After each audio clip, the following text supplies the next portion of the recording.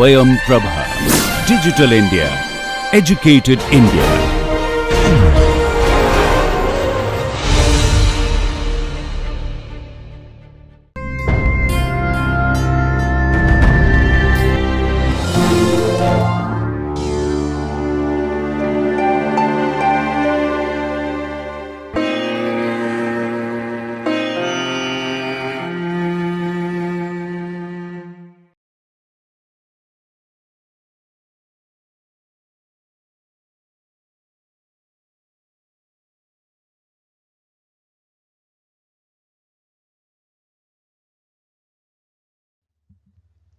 Hello dear students, I am Dr. Mona Semalti from HNB Garhwal University, Srinagar, Garhwal.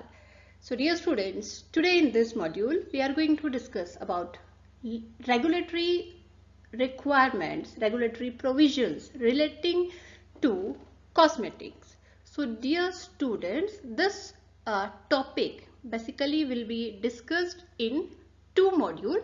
So this is part 1.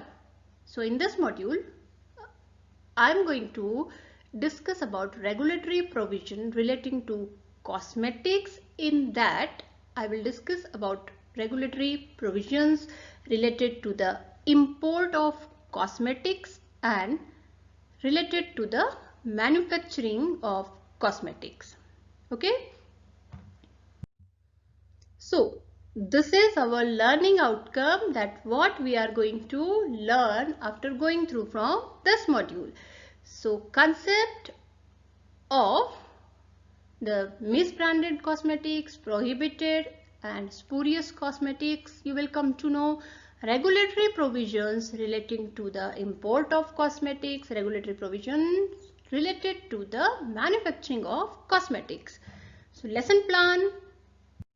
This is your lesson plan. We will discuss first what are prohibited cosmetics, what are cosmetics first I will tell you, and then prohibited cosmetics, misbranded, spurious cosmetics and regulatory provisions, what we will discuss step by step, and same regulatory provision with reference to the manufacturing of cosmetics.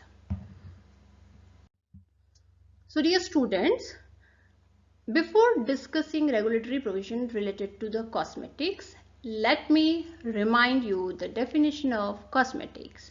So as per the Drug and Cosmetic Act, so this definition we also discussed in the very first module, okay, very first module of introductory module of cosmetics. So it is cosmetics is defined as the mean any article which is intended to be rubbed, poured, sprinkled or sprayed or introduced into or otherwise applied to the human body or any other part thereof for cleansing, beautifying, promoting attractiveness or altering the appearance, and it includes any article intended for use as a component of cosmetic. Okay, so this is just recalling the definition. Now quickly moving to the regulatory provisions. See, cosmetics are regulated under the Drug and Cosmetic Act, D&C Act 1940 and the rule in 1945.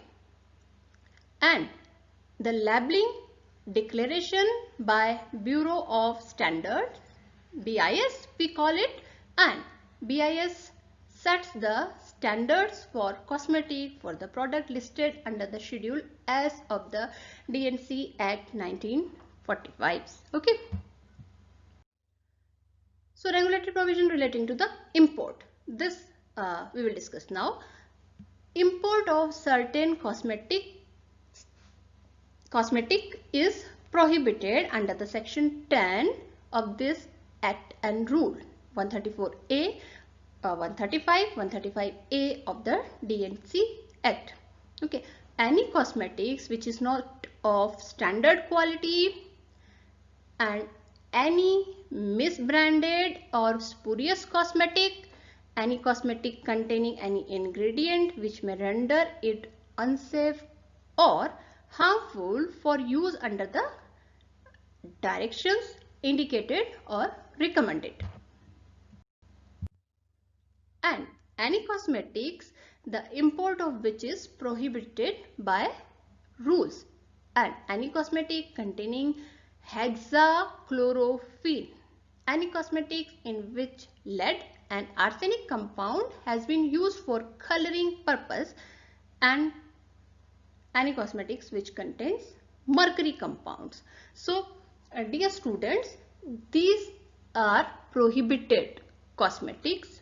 Okay, so no one can import these types of cosmetics which we discuss, which are misbranded, which are spurious one, which contains the hexachlorophene and which contains lead and arsenic compound as in coloring purpose, mercury which contains. So dear students, just go through, remember these are the list of prohibited cosmetics. Now see misbranded cosmetics in detail. What misbranded cosmetics are? Misbranded cosmetics are it deemed to be misbranded if it contains a color which is not prescribed. Okay, if it is not labeled in a prescribed manner, if the label or the container bears any statement which is false or misleading in any particular. So this is about misbranded cosmetic. So dear students, remember these things because it may be asked in a definition form, then you have to write it as it is. Okay. Next is spurious cosmetic. Spurious cosmetic, a cosmetics is deemed to be spurious if it is imported under a name which belongs to the another cosmetic. Okay, if the label or the container bears the name of the individual or a company purporting to be the manufacturer of the cosmetic, which individual or a company is fictitious or does not exist. Okay, if it purports to be the product of manufacturer of whom it is not truly product. Okay, so these are considered as spurious cosmetic. Okay. Now the rule 134A also prescribes that no cosmetic shall be imported which contains a coal tar other than that prescribed in Schedule Q and Indian Standards IS 4704 Part 1 to the above rules, and coal tar color used in the cosmetic should not contain more than 2 ppm of arsenic as arsenic trioxide and 20 ppm of lead, 100 ppm of heavy metals other than lead. Okay, so these are also prohibited.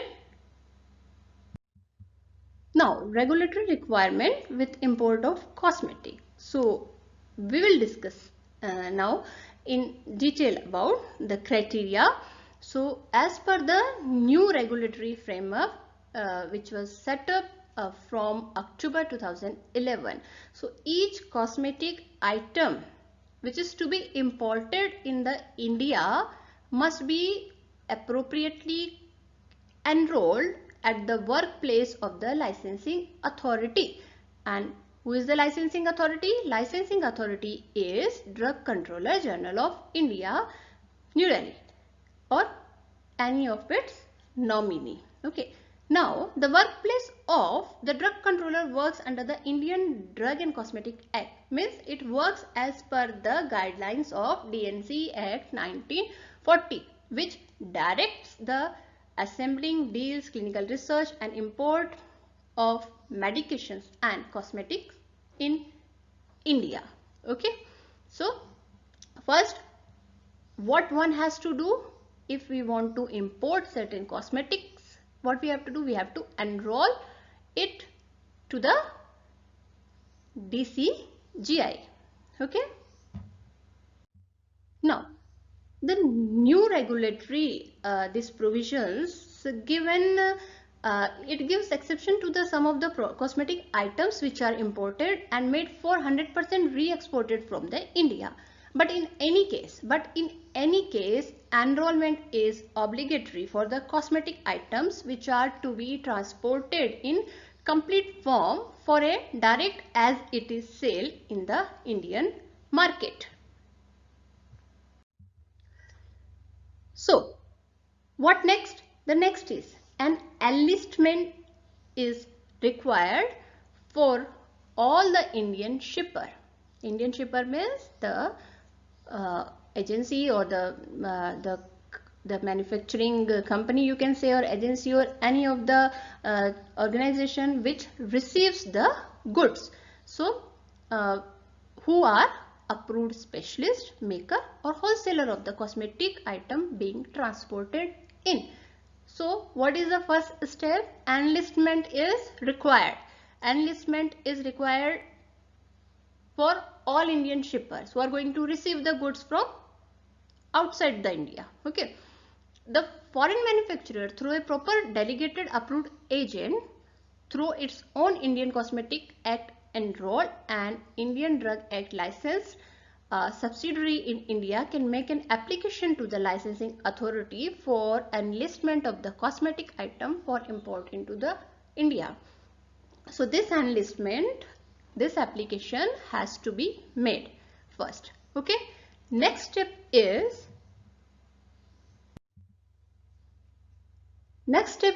the enrollment expenses.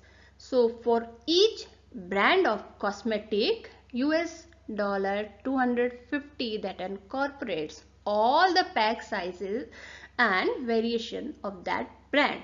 And if the shipper wishes to import one or more brand, he has to pay the separate fee for that. Okay.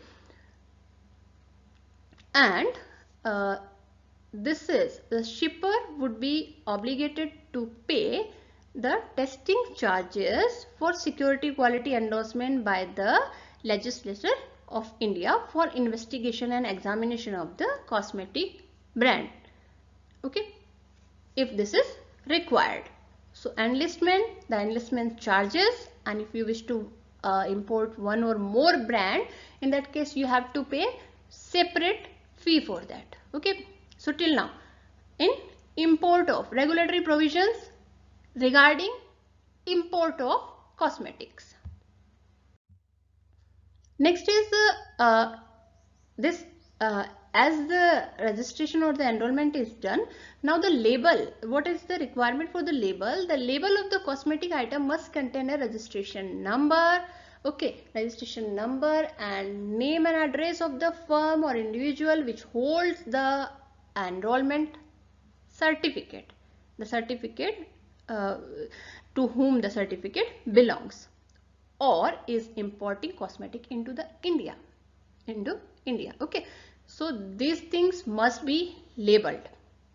Now the licensing authority holds the rights to review the current item which are as of now display in the Indian market and approve registration on a case-to-case basis as well as on the fast track course. Okay. Now the licensing authority, it means the licensing authority has the right to review the application at any point. Okay. Then only it approves, or it can be approved in the various. It can be approved in various ways, like short track or fast, in the normal going process and fast track course. Okay. Next is, who is the licensing authority? We already discussed that in India the cosmetics are regulated by the Central Drug Standard Control Organization, the CDSCO. So the CDSCO, what is the full form? Central Drug Standard Control Organization, and the Drug and Cosmetic Act 1940 and rules 1945. Okay, which was amended up to December 31st of 2016. And and the BIS is also there. Bureau of Indian Standard issued standards for ingredient uses in cosmetic. This I am again mentioning.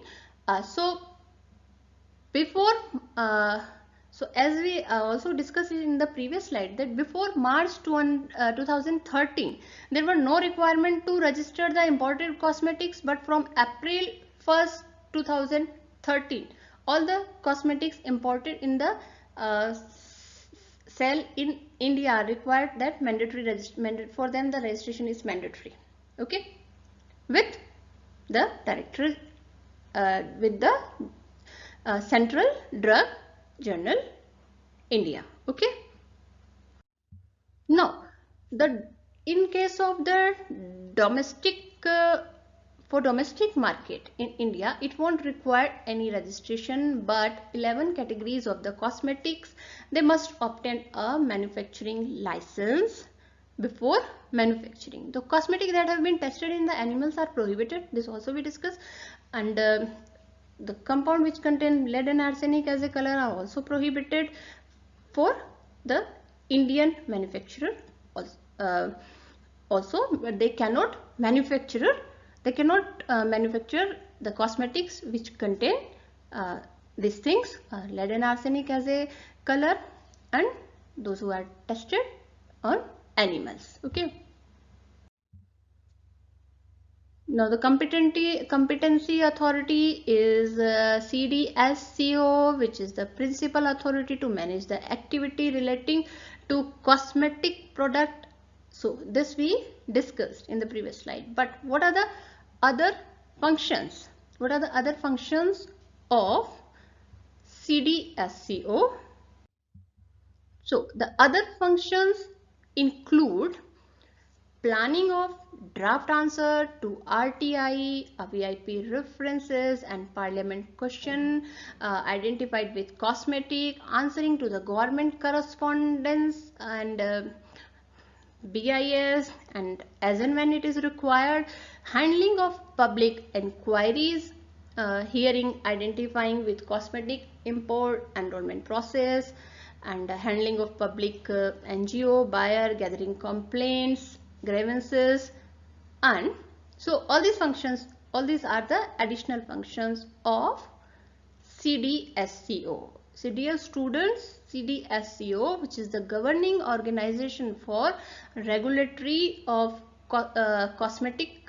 provisions for cosmetic in India, it has all the right to review the application at any time and anything related to the import and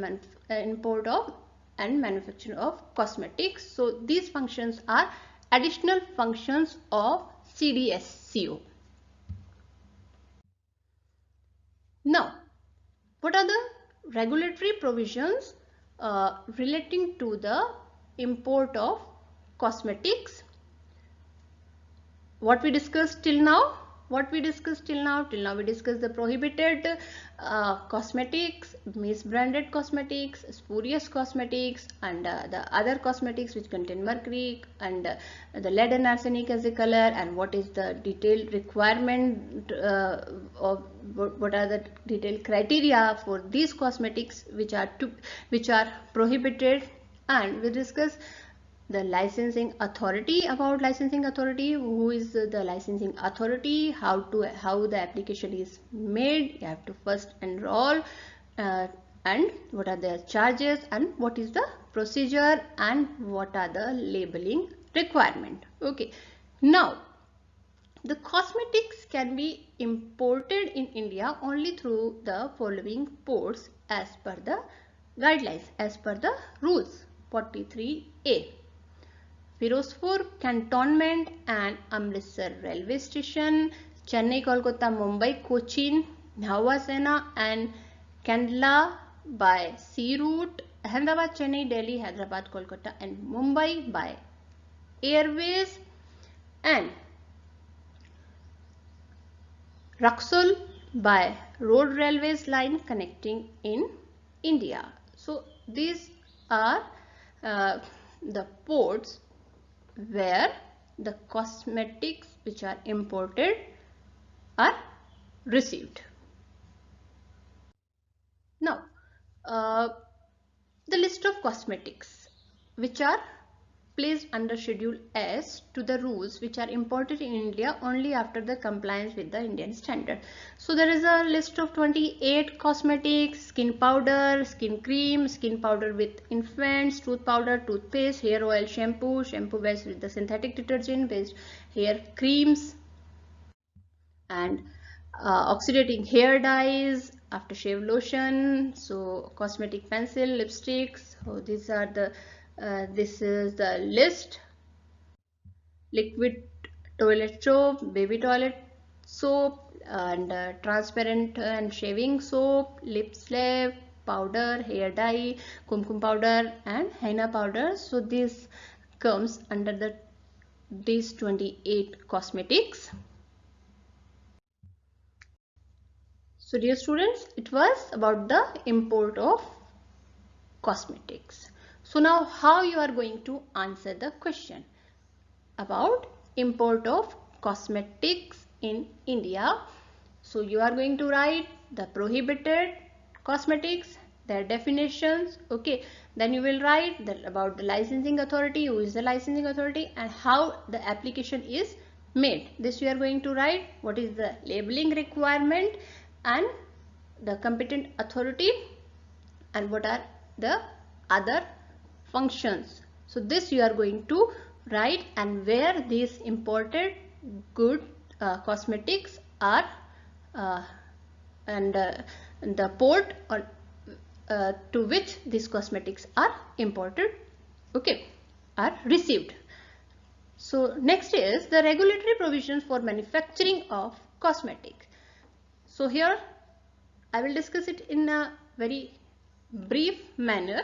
A license is required for the manufacturing of the cosmetic for sale and distribution. Okay, this license is issued by state regulatory authority, state food and drug administrations. Okay, now the process of obtaining license. What is the process? Application is required to made in form number 31.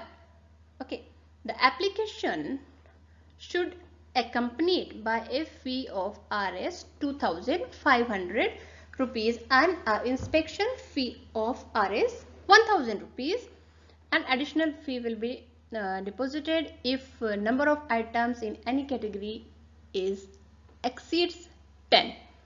So this is the first thing which you have to remember regarding the regulatory provisions related to the manufacturing of cosmetics. So what is the first step?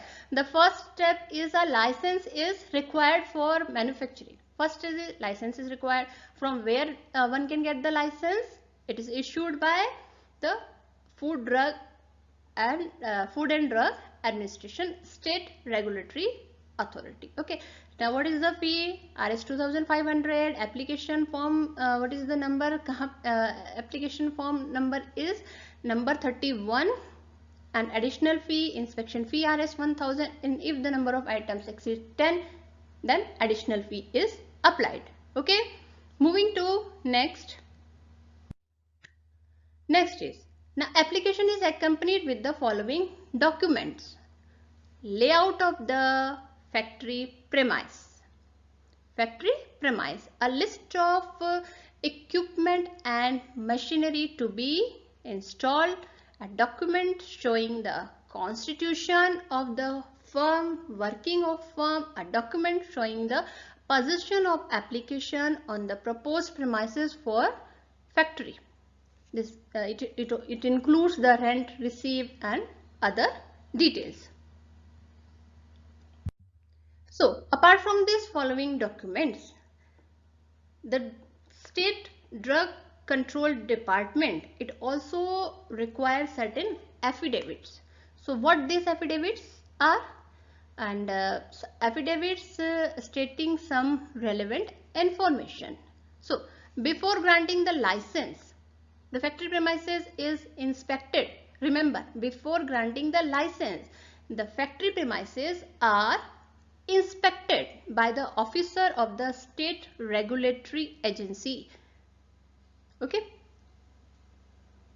So during this inspection, officer, it finds out whether the applicant has provided adequate space for manufacturing, control and storage of raw materials, packaging material and finished product. There should be a separate adequate space as per the requirement for manufacturing, for quality control, for storage of raw material, for packaging material and finished product.